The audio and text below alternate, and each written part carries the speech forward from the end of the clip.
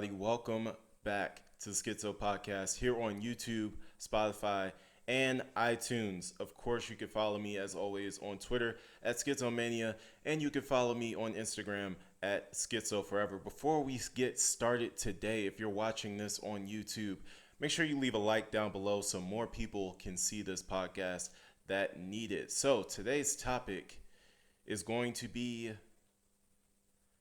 well, before I reveal the topic, I guess, I'm pretty sure you can see it in the title, but I have a few questions for anybody that's listening. Do you feel stagnant in your life? Do you feel stuck? Do you feel like your creative juices are not flowing? Do you feel like you're surrounded by people who aren't doing anything different, who aren't growing, who aren't becoming the best versions of themselves? Do you feel like you need a change of scenery? Do you feel like you need a new job, a new environment, a new something? Well, the answer, as hard as it may be for you to execute, is very simple. You need to move out of your hometown. Now, wait, I know what you're saying. You're telling me to move away from everything that I know, away from everything that I've always grown up with? The answer is yes. That is precisely what I am telling you. But I'm also telling you this in two different ways. Leaving your hometown does not always mean leaving your physical hometown. So let me break that down for you guys. I'll start with the first one, the obvious one. Leaving where you grew up, leaving where you live. So in order for us to grow as people, we need to have room to grow. And when we're surrounded by the same things that we've always been surrounded by, it's hard to grow into something different. It's hard to become something different. It's hard to take yourself to the next level of your personal evolution. So why stay in the same place that is keeping you locked up creatively, is keeping you held down spiritually? Why would you stay in that exact same environment? The answer is some people are scared to step out and try something different. They're scared of failure. They're scared of the dangers and things that come along with moving to a new environment. They don't think it's going to work out, so they never try. Well, allow me to take this time out to thank my parents for pushing me out of my comfort zone, because it wasn't easy for me to do it either. But they really influenced me to join up with the military, and as a result, I ended up moving 7 hours away from everything that I'd ever known. Well, first, I moved to Texas, of course, for basic training in tech school, right? But then after that, after all that was done, I had to go to my first duty station. Now I'm from Maryland. I'm from the DMV. About 15 minutes from Washington, D.C. is where I grew up, District Heights, Maryland. Now, close to District Heights, Maryland, actually right down the street from it, is Andrews Air Force Base. No, Andrews Air Force Base was not my first duty station. I did not get to be stationed back at home. As homesick as I was, and as much as I missed Washington, D.C., and I felt like I was missing things, the Wizards were making the playoffs for the first time in 8 years, and I was missing all of it. Right? I wasn't there for the things that I had been waiting on for years, right? But soon I realized that stuff didn't really matter too much. So like I said, I lived 7 hours away. I was in Shaw Air Force Base, South Carolina. Now at Shaw, I was forced to meet a lot of different people. I was forced to meet people of different backgrounds as well. I was forced to meet people who had different levels of motivation, who had different levels of expectations for me and my performance. I met friends that pushed me to be something different, to stop making so many excuses as to why I couldn't do certain things or why I didn't want to do certain things. I was forced out of everything that I had ever known when I was growing up. I didn't really have relationships with friends where friends would tell me like, hey, you make so many excuses. Like, why do you keep making all of these excuses? And because I was so far away and I was just surrounded by all these people that weren't going to baby me, they weren't going to tell me the things that I wanted to hear. They were going to tell me like it was. I was forced to make changes in my life. I was forced to learn new things about myself that I never really learned before. I think a lot of people that are in our military today would tell you that the moment that they left their hometown was the moment that they really discovered who they truly were. I started learning more about my own belief system. I started learning more about what I believed in as a person, my ethics, my morals. I started to interact with different types of people. I started to learn that not everybody hated me because of the color of my skin, although it seemed that way. I began to learn that not everything was as it seemed to be, as was presented to me when I was in my hometown. Things were a lot different. Not everything that I saw on TV was the truth.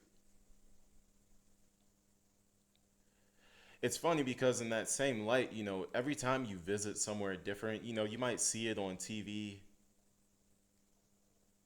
For example, Pompeii. You'll see the ruins of Pompeii on a documentary on TV, and all they'll show you is the ruins, but that's only half of the story of what Pompeii really is. A lot of people don't know because they've never been to Pompeii, but it's actually not just a bunch of ancient ruins. That ancient ruins part is fenced in, and it's actually a part of a larger community, a larger actual city of Pompeii, where people actually live and operate just like they would anywhere else. Now, looking at it on TV, it just looks like it's completely isolated. Looks like there's nothing really around it. It's just a bunch of dug up ruins that a volcano destroyed centuries ago. However, when you actually leave your hometown and travel to these places and actually see them in person, you'll see that there's a lot more to them than meets the eye on television. In that same breath, there's a lot more than meets the eye to you that you have not discovered about yourself yet because you have not left the things that keep you in that same state of mind, that keep you viewing yourself the same way over and over again. You haven't met anybody new. You haven't surrounded yourself with different types of people. You're stuck in the same exact situation, hoping for something to change, but nothing can change unless you add something different to it. Imagine you're in chemistry class, for example, and your teacher has you, mixing the chemicals and things like that, but every day you come into class, you guys mix chemicals, and it's fun, for a while. But you're mixing the same chemicals every single day. And nothing's changing. There's no different result that you get from mixing these same chemicals. It's the same formula. A plus B is coming out to C every single time. And you're sitting there in class wondering, man, why isn't this equaling out to D? Well, that's because there's not anything new added to it yet. It's the same way in life. You wake up, you do the same things every day, you work the same job that you hate, you're surrounded by the same people who are comfortable working in that job that they hate and just complaining about it to you. Nothing changes. But then you have a realization. I need to do something new. So you say to your teacher in that chemistry class, hey, I want to add a new chemical. I want to do something different. I want a different result. So you add something new in. Instead of just A plus B equals C, you take A plus B, put D into it, then all of a sudden you're at E all of a sudden. You're at something completely different that you've never seen before. You're out of your comfort zone. You're not doing the same exact thing every single day, hoping for something different. And that brings me to my second definition of leaving your hometown. Leaving your hometown does not just mean leaving your physical place that you live, that you've grown up. Leaving your hometown means leaving that state of mind that you've been stuck in for such a long time. So ask yourself the question, what is your hometown equivalent? Is your hometown excuse city?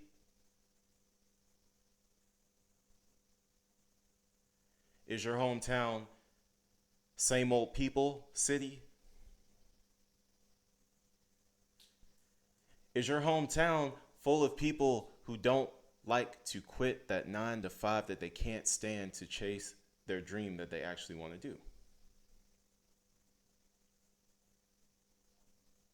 You're feeling stagnant, you're feeling stuck in this state of mind, but yet you're not leaving the state of mind or the things that are causing you to be in that state of mind. What do you expect to change?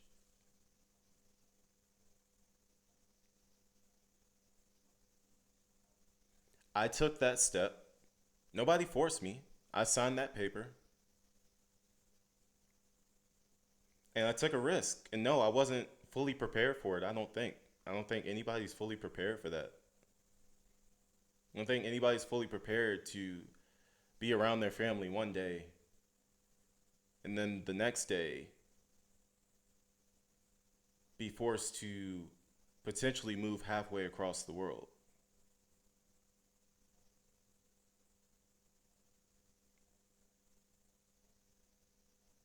And yes, a lot of college students, they do the exact same thing. And that's commendable as well. And I don't want to take anything away from them. A lot of college students, they end up leaving their hometown and going to college somewhere completely different. Maybe a state or two over, anything. You'd be surprised how much change you can see when you move a state over. It's crazy. Every state is so unique, you'll find unique people in every single one. So I'm not saying or advocating that you have to join the military in order to find yourself, if that's how it was being taken. What I'm saying is you either have to leave the area that you're in, that you feel stagnant in, that you feel like you can't move from, that area that you feel like you're not growing in. You feel like the same old things are happening. You're working the same job. You hate it. You're having financial problems, but you're still working that same job that you hate. My advice to you is simply this. If you're having financial problems, for example, and you're working a 9 to 5, then maybe that 9 to 5 isn't really doing it for you because you're still having those financial problems anyway. So if you're scared to leave your security blanket, what security blanket are you really having? You're still broke. What kind of security blanket is that? This isn't you leaving a CEO position to become a butterfly hunter because that's your dream. This is you leaving that job at Walmart That job at the federal government that's weighing you down. That job that's taking away from time that you could be spending on your dreams. And look, I know we got bills to pay, but how bad do you want it?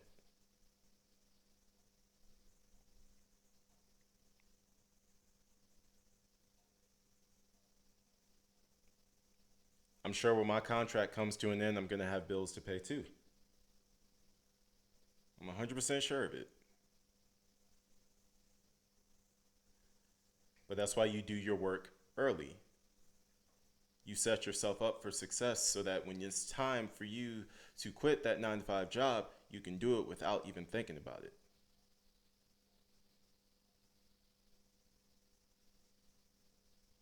If you don't think it's the right time for you to quit your 9 to 5 job, okay, that's fine. But how much money are you investing in yourself from that paycheck? How much are you spending on dumb stuff?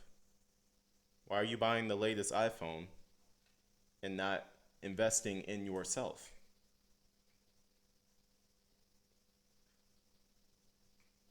Take yourself out of that mindset that you used to have or that you still have. I say that you used to have because I'm trying to manifest this thing into you guys' lives, those of you who are listening to this podcast right now. I want to manifest no more excuses. I want to manifest creativeness. I want to manifest chasing after your dreams into you guys' lives. So what you need to do is really think to yourself. If you're feeling stagnant, if you're feeling like the life that you're living right now is not the one that you had in mind when you were growing up, then maybe it's time to evaluate, what do you want in life? Ask yourself, sit down and ask yourself, what do I want in life? What do I want to do? What's my dream? Like, seriously ask yourself, and don't think it's too ridiculous. Don't think it's too ridiculous to pull off.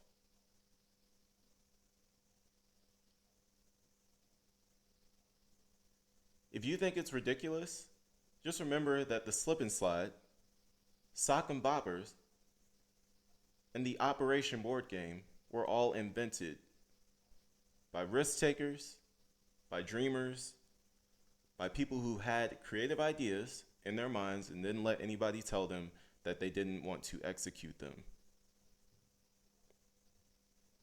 Think about your dream. It takes one good idea to make $1,000,000. Just think about that. Also, get out of the mindset of, oh, what if somebody's already doing this? It's not about the idea, it's about the execution of the idea that's most important.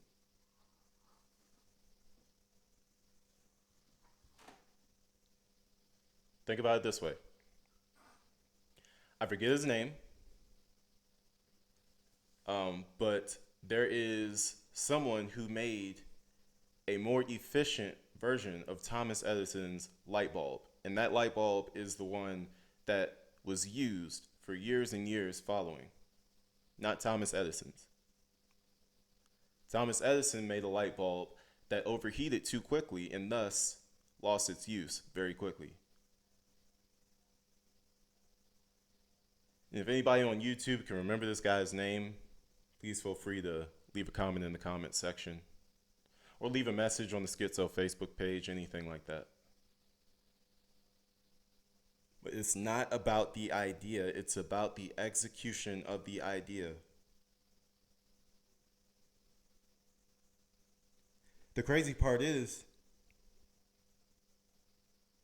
there's a bunch of people sitting at home, just like you are right now, that have the exact same idea that you have right now, that are not executing it right now because they're thinking the exact same way that you're thinking right now. Oh my gosh, somebody probably already did it. Just go for it. Get yourself out of that hometown in your mind and move somewhere else. Become a better version of yourself. Give yourself room to grow. Give yourself a new environment to grow in. This time is very precious, and it's time to get started on whatever it is that you want to do right now. Not tomorrow, not next week. What can you do to get it started right now? Don't use money as your excuse. Just do what you can right now. And if money is your excuse, really take a step back.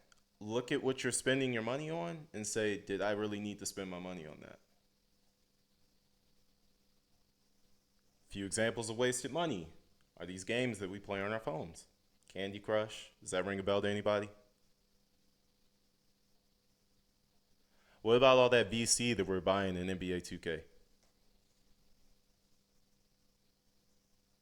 We're investing all this money in our My Player. And guess what? When NBA 2K20 drops this fall, everybody who had a My Player in NBA 2K19 is going to lose that and have to start all over. You know what doesn't work like that? Businesses. Projects. They don't just reset annually. Can they reset if you fail? Yes, they can. But that's completely up to you. Whether your My Player resets is not up to you whatsoever. And 2K doesn't care if you spend $100, $200 on VC. They will take every last penny from you because they know that they can get it. So instead of spending the money on that, like I used to do, I now invest in my Facebook page. I invest money so that my podcast and my Facebook page can be viewed by more people. So more people can decide whether or not what I'm saying is something that they're interested in listening to. So that they can decide if my voice is one that they want to listen to. I pay for myself to get exposure. I invest in myself because I know I'm worth it and I know how good I am.